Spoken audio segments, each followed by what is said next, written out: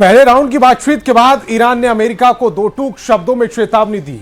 Tehran के मुख्य वार्ताकार मोहम्मद कालीबाफ ने कहा कि हार्मुज गलियारा अब पहले जैसा कभी नहीं होगा।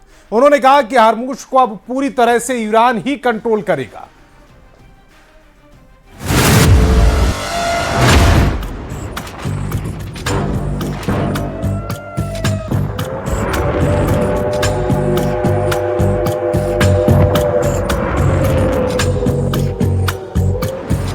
लेबनान में इजराइल का वॉर जोन एक्टिव है और ईरान में अमेरिका की डील पर वॉर मीटिंग हो रही है। एक war zone out of control हो गया है तो दूसरे वॉर जोन में कभी भी बारूदी विस्फोट हो सकता है। क्या अमेरिका से डील के बीच ईरान ने फिर से हॉर्मुज में माइन बम को एक्टिव कर दिया है? क्या तेल की नस पर ईरान ने फिर से हाथ टाइट कर दिया है? डील से ईरान अमेरिका की जंग खत्म होने वाली है या दूसरा राउंड शुरू होने वाला है? डील पर साइन होने के बाद भी हॉर्मुज पर ईरान के तेवर बहुत सख्त हैं। ईरान ने अभी तक परमाणु प्रोग्राम पर अमेरिका से कोई बात तक नहीं की है। तो क्या ईरान ने परमाणु बम बना लिया है? तेहरान के आक्रामक तेवर क्या ट्रंप को नई ललकार हैं? क्या मुश्तबा खामेनी हॉर्मुज को फिर से जंग का एपिसेंटर बनाने जा रहे हैं? 28 फरवरी को जब अमेरिका ने इजराइल के साथ मिलकर ऑपरेशन एपिक फ्यूरी लॉन्च किया तो सबसे पहले ईरान के न्यूक्लियर साइट पर हमला किया, फिर तेहरान के मिसाइल बेस को टारगेट किया, IRGC की हेडक्वार्टर और ईरान की टॉप लीडरशिप को निशाना बनाया। एक सीक्रेट कंपाउंड पर एयर स्ट्राइक कर सुप्रीम लीडर अली खामेनी को मार दिया। अमेरिका और इजराइल के इस हमले के बाद शुरू हुआ ईरान का असली युद्ध। हमलों के तुरंत बाद ईरान ने हॉर्मुज गलियारा बंद कर दिया। जिस रास्ते से दुनिया का 20% तेल गुजरता था उस पूरे इलाके में माइन बम एक्टिव कर दिए। IRGC ने न सिर्फ जहाजों का रास्ता रोका बल्कि हॉर्मुज से गुजरने वाले हर जहाज को जलाना शुरू कर दिया। माइंस, स्पीड बोट, ड्रोन्स और एंटीशिप मिसाइल से कई कारोबारी जहाजों पर भी अटैक हुए। अभी भी हॉर्मुज पूरी तरह से नहीं खुला है। इस गलियारे में टेंशन है। स्विट्जरलैंड में बातचीत का पहला राउंड हो चुका है लेकिन ईरान ने हॉर्मुज पर लाइफ टाइम कंट्रोल का दावा ठोक दिया है। मतलब तेहरान की मर्जी के बिना हॉर्मुज से एक भी जहाज ना इधर जाएगा ना उधर। با اون مرکز تماس بگیرن تو این دوره 30 روزه بر اساس احمال ماده 5 بتونن هماهنگی نزدیکی بکنن که کشتی‌هایی که میخوان عبور کنن با ایمنی بیشتر و با سرعت بیشتر انشالله بتونیم شرایط تنگه رو از جهت تردد و حجم تردد بتونیم فعال کنیم و اقتصاد منطقه رونق بگیره. गोलियां थम गई हैं लेकिन क्या जंग सचमुच खत्म हुई है? क्या ईरान अब अपनी सबसे बड़ी ताकत हॉर्मुज को फिर दुनिया का वॉर एपिसेंटर बनाने की तैयारी में है? क्या अमेरिका और ईरान के बीच कोई ऐसी टेलीफोन हॉटलाइन बनने जा रही है जिसका मकसद होगा एक गलतफहमी को तीसरे विश्व युद्ध में बदलने से रोकना?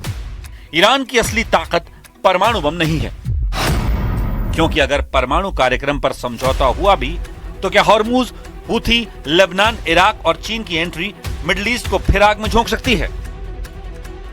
दुनिया सालों से ईरान के परमाणु कार्यक्रम को उसकी सबसे बड़ी ताकत मान रही है, लेकिन इस जंग से एक नई सच्चाई सामने आ गई। ईरान की सबसे बड़ी ताकत शायद परमाणु बम नहीं बल्कि स्ट्रेट ऑफ हॉर्मुज है। वो रास्ता जहां से दुनिया के लगभग 20% तेल और LNG की सप्लाई गुजरती है, और इसी रास्ते को हथियार बनाकर ईरान ने अमेरिका और उसके सहयोगियों की नींद उड़ा दी। स्विट्जरलैंड में हुई पहले राउंड की मीटिंग में अमेरिका और ईरान के बीच भले ही कई मुद्दों पर समझौता हुआ, लेकिन हॉर्मुज गलियारे पर ईरान का स्टैंड पहले जैसा ही नजर आ रहा है। तेहरान के टॉप नेगोशिएटर मोहम्मद बाघेर कालिबाफ ने दो टूक शब्दों में कहा कि हॉर्मुज जैसा पहले था वैसा कभी नहीं रहेगा। मतलब हॉर्मुज को पूरी तरह से ईरान कंट्रोल करेगा। ईरान चाहता है कि हॉर्मुज को लेकर ऐसी व्यवस्था बने जिससे ईरान की नौसेना, कोस्ट गार्ड और राजनीतिक नेतृत्व के बीच सीधा संवाद हो सके। ईरान हॉर्मुज में हॉटलाइन टेलीफोन लगाना चाहता है ताकि किसी टैंकर, ड्रोन या मिसाइल को लेकर पैदा हुई गलतफहमी को रोका और सुलझाया जा सके, जिससे पूरा इलाका फिर से युद्ध में न झोंक दिया जाए। यानी जिस तरह शीत युद्ध के दौरान अमेरिका और सोवियत संघ के बीच रेड फोन बना था, क्या वैसे ही हॉटलाइन अब हॉर्मूज के लिए बनेगी? सीज फायर के बावजूद तेहरान साफ संकेत दे चुका है कि युद्ध से पहले वाली स्थिति शायद वापस नहीं आएगी। ईरान का नेतृत्व कह रहा है कि हॉर्मूज का प्रशासन और निगरानी अब उनके हाथों में रहेगी, यानी समुद्री रास्ते पर कंट्रोल का सवाल अभी भी उलझा हुआ है। بس این بود که ما باید چارچوب چگونگی پیگیری تحقق این بندها رو تا پایان 60 روز انجام میدادیم. लेकिन हॉर्मूज की कहानी यहीं खत्म नहीं होती, क्योंकि मिडिल ईस्ट में युद्ध सिर्फ दो देशों के बीच नहीं लड़ा जाता। यहाँ हर मोर्चे के पीछे एक दूसरा मोर्चा छिपा होता है, और यही वजह है कि हॉर्मूज पर बनी शांति के बावजूद पूरे इलाके में खतरे की घंटियां बज रही हैं। इजराइल ने गाजा पर अटैक किया तो उसके पीछे हिजबुल्लाह एक्टिव हो गया। इजराइल की सेना ने लेबनान में हिजबुल्लाह के खिलाफ मोर्चा खोला तो ईरान एक्टिव हो गया। इधर ईरान ने इजराइल के खिलाफ जंग शुरू की तो जंग में अमेरिका शामिल हो गया। ईरान के खिलाफ अमेरिका और इजराइल का ऑपरेशन शुरू हुआ तो यमन में हूथी और इराक से PMF लड़ाकों ने खाड़ी में अमेरिकी बेस को निशाना बनाना शुरू कर दिया। इजराइल और हिजबुल्लाह के बीच भले ही बड़े हमले थमे हुए दिखाई दे रहे हैं, लेकिन दक्षिणी लेबनान में तनाव पूरी तरह खत्म नहीं हुआ है। लेबनान में इजराइल के बनाए सिक्योरिटी जोन में IDF की सेना पूरी तरह से एक्टिव है। इजराइल के सैन्य ठिकाने अभी भी अलर्ट मोड पर हैं, और अगर यहाँ कोई फिर से बड़ा धमाका होता है तो उसका असर सिर्फ बेरूत तक सीमित नहीं रहेगा। तेहरान से लेकर तेल अवीव तक पूरी दुनिया फिर से बदल सकती है।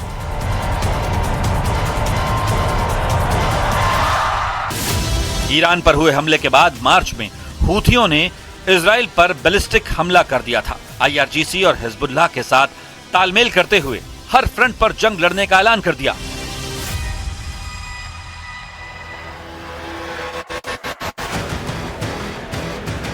इस बीच एक और खिलाड़ी पूरे हालात पर बारीकी से नजर बनाए हुए है, और वो है चीन। क्योंकि चीन सिर्फ ईरानी तेल का सबसे बड़ा खरीदार ही नहीं है, बल्कि पश्चिम एशिया में अपना प्रभाव बढ़ाने का मौका भी तलाश रहा है। अगर वॉशिंगटन और तेहरान के बीच फिर दूरी बढ़ती है तो बीजिंग खुद को एक ऐसे साझेदार के रूप में पेश कर सकता है जो बिना युद्ध के भी अपना खेल खेलना जानता है। अभी हालिया रिपोर्ट में चीन के एक्सपर्ट्स ने तो इस जंग में अमेरिका को हारा हुआ बता दिया था। चीन ने दावा किया कि अगर युद्ध के बाद भी ईरान की सत्ता बची हुई है, अगर उसके प्रॉक्सी अभी भी एक्टिव हैं, और आखिर में अमेरिका को ही समझौता करना पड़ा, तो क्या ट्रंप अपना मकसद हासिल नहीं कर पाए? और क्या ये अमेरिका की सबसे बड़ी हार में से एक है?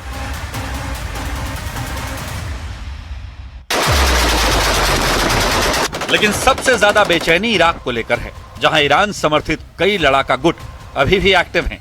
इस गुट ने जंग के दौरान अमेरिकी ठिकानों पर पहले भी कई बार रॉकेट और ड्रोन हमले किए, और यही वजह है कि पेंटागन किसी भी सरप्राइज अटैक को लेकर बेहद अलर्ट है। क्योंकि अगर इराक में फिर से कोई मोर्चा खुला तो उसका असर सीधे अमेरिका और ईरान डील पर पड़ेगा। इन सब के बीच सबसे बड़ा रहस्य अभी भी कायम है। क्या ईरान का परमाणु प्रोग्राम पूरी तरह से खत्म हो चुका है, या फिर उसके कुछ हिस्से अभी भी सुरक्षित हैं? क्या तेहरान ने अपनी असली ताकत दुनिया की नजरों से बचाकर रखी है? और क्या यही वजह है कि समझौते के बावजूद अमेरिका और इजराइल पूरी तरह निश्चिंत नहीं दिखाई दे रहे? آغاز مذاکره در مورد این دو موضوع منوط به اجرای بندهای مشخصی از یادداشت تفاهم هست.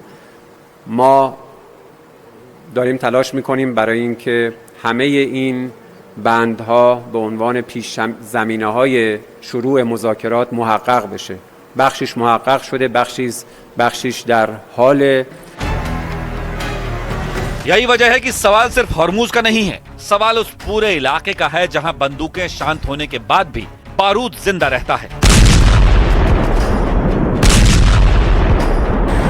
जहां सीज फायर के बाद भी मिसाइलें साइलेंट मोड में एक्टिव हैं,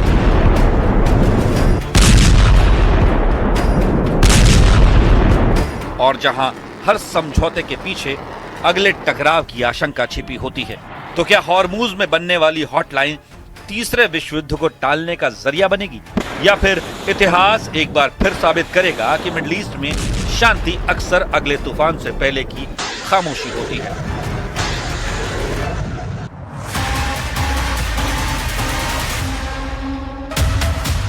लेकिन इस सब के बीच एक और सवाल तेजी से उठने लगा है। क्या मिडिल ईस्ट में एक नया शीत युद्ध शुरू हो चुका है? एक तरफ अमेरिका और उसके सहयोगी, दूसरी तरफ मुज्तबा खामेनी के नेतृत्व में नया ईरान, जहां सीधी लड़ाई से ज्यादा दबाव, प्रतिबंध, समुद्री रास्ते, प्रॉक्सी नेटवर्क और परमाणु क्षमता के जरिए शक्ति प्रदर्शन हो रहा है।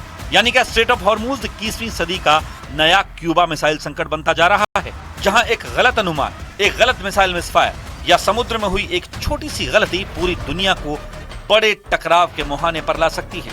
फिलहाल बंदूकें खामोश हैं, लेकिन भरोसा नहीं लौटा है। मिसाइलें शांत हैं, लेकिन खतरा खत्म नहीं हुआ है। और यही वजह है कि सवाल अभी भी जिंदा है। क्या अमेरिका और ईरान के बीच हुई डील वाकई शांति का समझौता है, या फिर दूसरे राउंड से पहले का सिर्फ एक युद्ध विराम? क्योंकि मिडिल ईस्ट में इतिहास गवाह है, यहाँ जंग खत्म नहीं होती, सिर्फ अपना चेहरा बदलती हैं।